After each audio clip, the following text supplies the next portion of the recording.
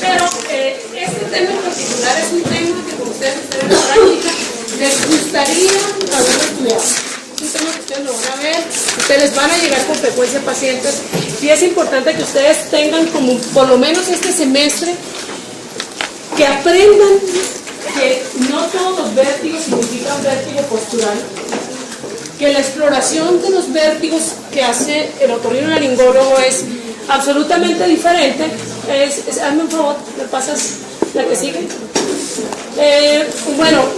Resulta que la sensación de equilibrio del ser humano no está dado exclusivamente por oídos, porque siempre que uno se imagina vértigo, siempre asume que se trata de un problema de oídos y eso no es verdad.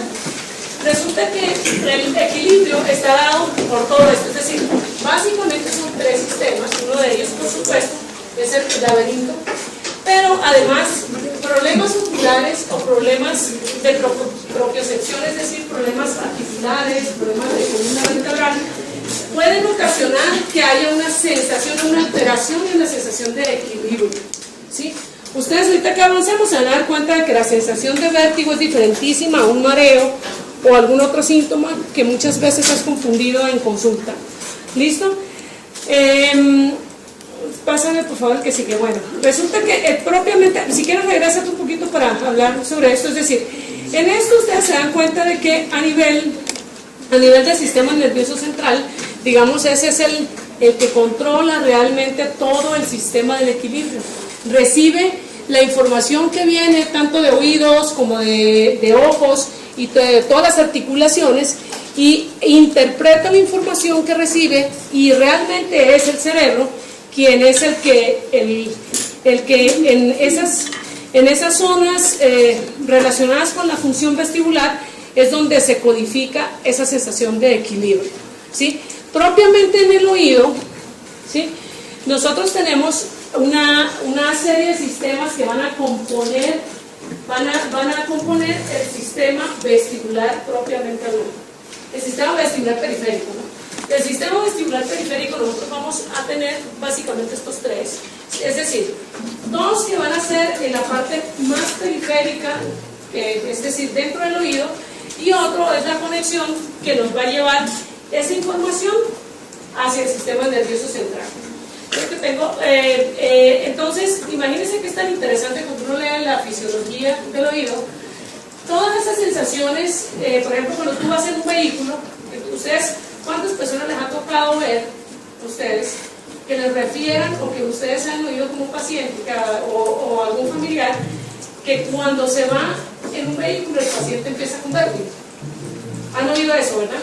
Bueno, resulta que la información que recibe el oído, es decir, recibe la información con los cambios a nivel de los otolitos y de los canales semicirculares, y todo lo que son aceleraciones o desaceleraciones en un vehículo o los movimientos lineales van a dar información periférica para ser interpretada a nivel central, que le van a hacer que el cerebro pueda ubicar en el espacio al cuerpo, ¿no?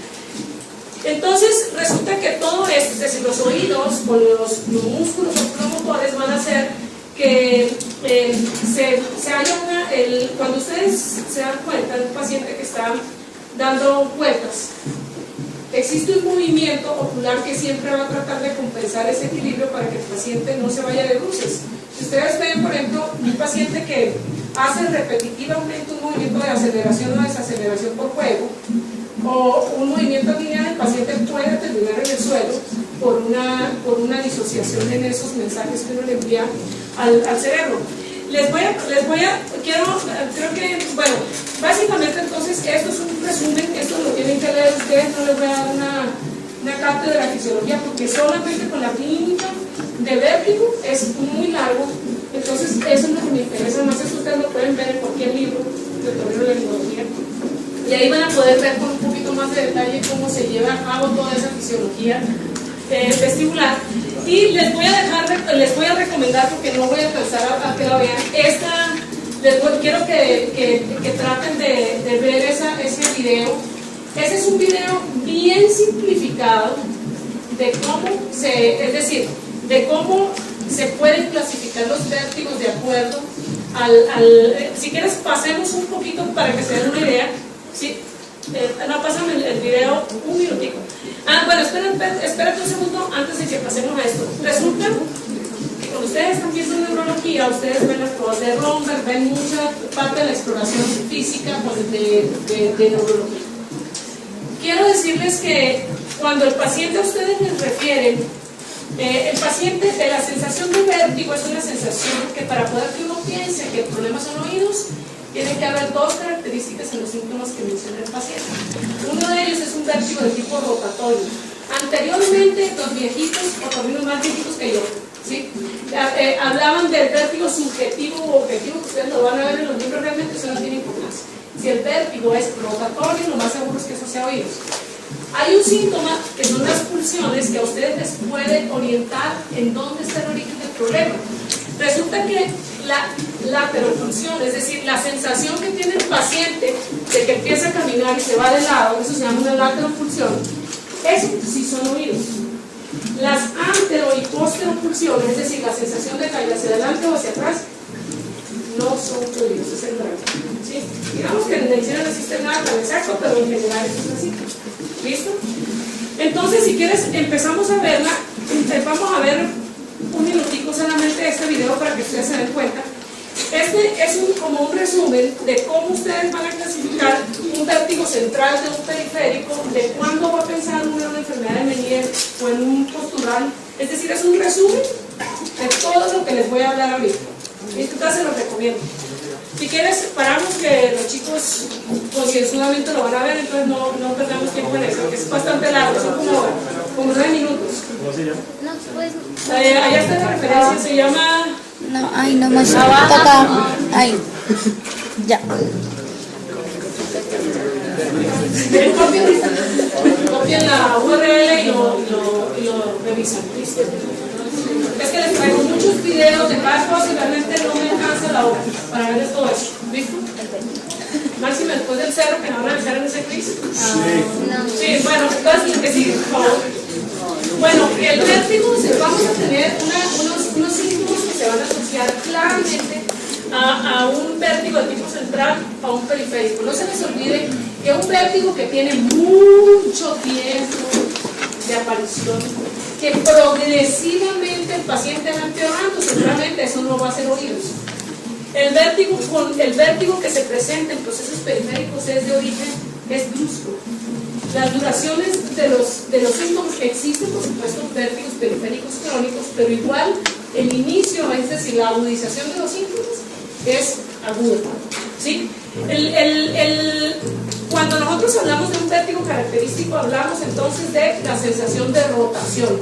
El paciente dice, me da vuelta el mundo, o yo doy vuelta alrededor del entorno, ¿sí? La duración en el vértigo central, les comentaba yo, que puede ser desde semanas hasta meses. En el periférico es abrupto o puede ser episódico, es decir, el paciente está perfectamente normal y reaparecen en el tiempo nuevamente los mismos síntomas. La evolución en este, por supuesto, en estos excepcionales depende mucho del tipo de paciente. Ahorita les voy a decir una característica que hace diferente en las cosas. Cuando ustedes tienen un paciente que tiene sordera, vértigo, zumbido de oídos, ustedes hacen una audiometría y la audiometría les da una asimetría en la audición. Ojo, porque seguramente es probable que el problema pueda ser de tipo central, unilateral, es decir, un neurinoma del acústico es un problema que se extiende a la región central, pero que inicia en la parte periférica. Entonces, en esos pacientes, digamos, es la excepción a la regla que estábamos hablando aquí de que los vértigos centrales no tienen síntomas auditivos, depende del tipo del paciente, ¿sí? Y por supuesto que todos los síntomas neurológicos que ahorita vamos a verlos, eso sí nos van a hacer pensar en el físico o en otro tipo de proceso. Por supuesto, en general, estas son las características. La intensidad, el vértigo periférico es de aparición brusca, es mucho más severos los síntomas. Es el paciente que llega vomitando hasta el porqué de la primera comunión en la urgencia, es decir, el paciente está súper bien y de repente llega y está muy sintomático. Ese paciente es probable que tenga un problema periférico, ¿sí? Empeoran con la postura, sí, aunque también existen vértigos centrales, pero en general, cuando nosotros pensamos en algún tipo de vértigo periférico, se asocian más a cambios de postura. Todos estos síntomas que ya sabemos, es decir, el paciente que está mareado, pues va a estar taquicárdico, puede tener sensación de dolor de cabeza, pero más con ansiedad, ¿sí?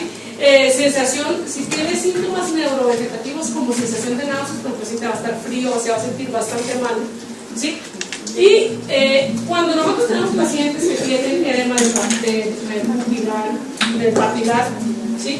Que tienen afección de pares craneales, que tienen ataxia, dislexias asociadas, por supuesto, ¿cómo vamos a pensar en un periférico? ¿Verdad? Sería un paciente muy de malas, ¿no? Pero eran dos cosas, ¿no? Eso no existe. Entonces, cuando ustedes vean este tipo de síntomas asociados a un paciente, piensen más en un problema de tipo central. ¿Listo? Bueno, no se les olvide también, como hablábamos con el tema de la hipoacusia, que existen medicamentos que van a ocasionar vértigo, que no se les olvide.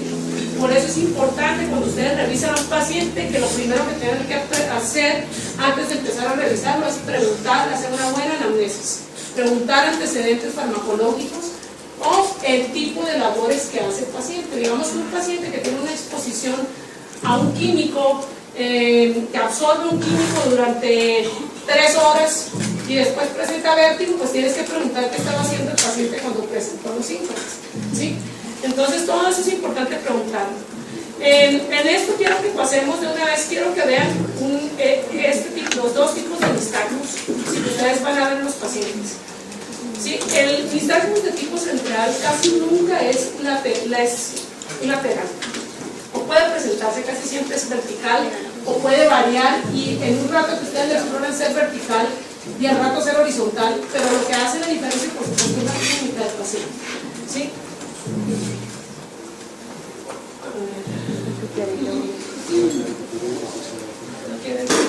Pero una pregunta, entonces, para el central, ¿no es verdad que es multidireccional y vertical? Sí, no, básicamente es vertical, pero puede ser lo que les estaba diciendo. Tú tienes un paciente que en un momento está así y a la media hora lo revisas y es horizontal, o a la media hora lo revisas y es rotatorio. Entonces, en ese paciente lo que tienes que hacer es interrogarlo, pero sí, puede ser multidireccional el central. Y miren la diferencia con un nistagmus de tipo periférico. El nistagmus periférico tiene varias características que ahorita las vamos a ver. Una de ellas es que si ustedes están en una rotación, empiezan a ver, les llega un paciente a un servicio de urgencias y tiene nistagmus, ¿sí? El nistagmus casi nunca nos toca verlo a los otorrinos, casi siempre lo ven ustedes en urgencias, ¿sí? Entonces, cuando ustedes les llegan a urgencias, es un nistagmus de tipo vertical que digamos, tú le pones al paciente a ver un punto fijo y el nistagmus desaparece. Si ustedes están rotando 6 y todos quieren ver el nistagmus, es muy seguro que el último ya no lo va a ver. ¿Eso qué quiere decir? Que el nistagmus es agotable, ¿sí? Y esa es una de las características clínicas del nistagmus periférico. Miren, hay una diferencia grande, ¿no? ¿Sí? Entonces, el nistagmus, no se les olviden estas características, ¿sí? El nistagmus periférico, la fase rápida, aunque por ejemplo cuando uno ve a una paciente que tiene un nistagmus como el de esa paciente, es muy difícil decir cuál es la fase rápida, la fase lenta. Tienes que quedarte un rato viendo y ver varios nistagmus para que tú sepas cuál es la fase rápida de ese nistagmus, ¿sí? Entonces, la fase rápida te dice, se habla de que en un vértigo periférico el nistagmus huye de la lesión, es decir, la fase rápida se va hacia el lado sano. Eso es característico, ¿listo? Y lo que comentabas tú ahorita, mira, es decir, que puede ser, dependiendo de la revisión del paciente, en un nistagmus de tipo central, puede haber cambios en la dirección del nistagmus, y otra característica es que a veces tú puedes tener pacientes que tienen tumores cerebrales y tener nistagmus en un solo ojo o cambio de dirección entre un ojo. Eso se le llama disociación. ¿Listo? Las pruebas laberínticas, estas es el resumen de todas las pruebas, la batería de pruebas que vamos a ver una por una. ¿Sí? Eso es lo más importante de esta clase. Es decir, yo quiero que cuando termine la clase ustedes sepan cuáles son la batería de pruebas que usamos en otorrinolaringología para poder decir qué lado del paciente está enfermo, si eso es periférico o no lo es. Si quieres, vamos a ir viendo una por una, ¿listo? Si quieres, hablamos de esa. ¿Cuál es este? Es un rombo. Quiero que vean este rombo. Este es el mismo test que se utiliza en neurología. Ahorita les voy a decir cuál es la diferencia. ¿Puedes ponerle? Creo que eso tiene sonido. No.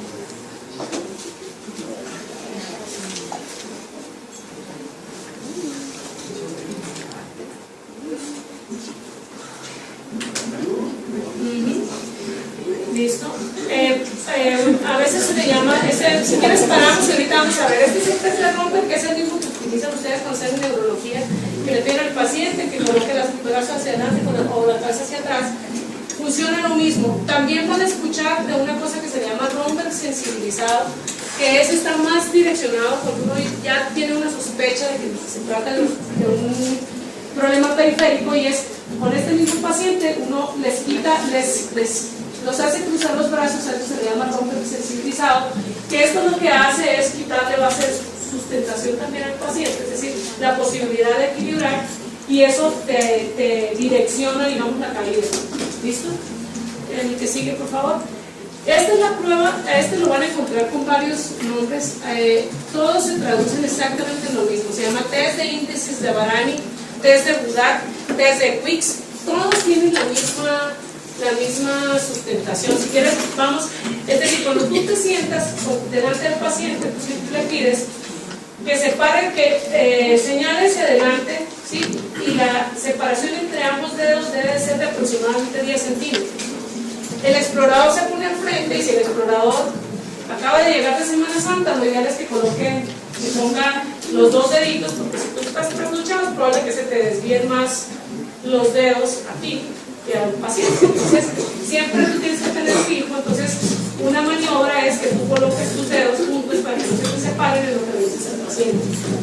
Y esta es el paciente regularmente en el test celular se desvía cuando el paciente cierra los ojos solo un dedo. Esta es la diferencia con los test de índices de Varani, que es la desviación es completa. Siempre en los problemas periféricos la lateropulsión de los dedos indica el oído enfermo. ¿Listo? Oye, no tienes, eso sí tiene volumen. Eso sí tiene volumen. ¿No se escucha?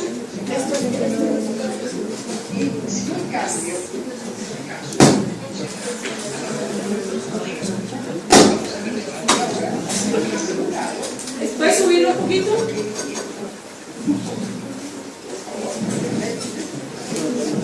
Toca de computador.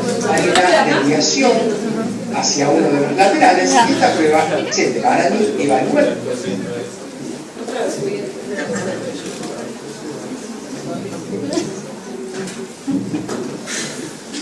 La prueba de los índices de Varani evalúa la función vestibular en su equilibrio corporal segmental.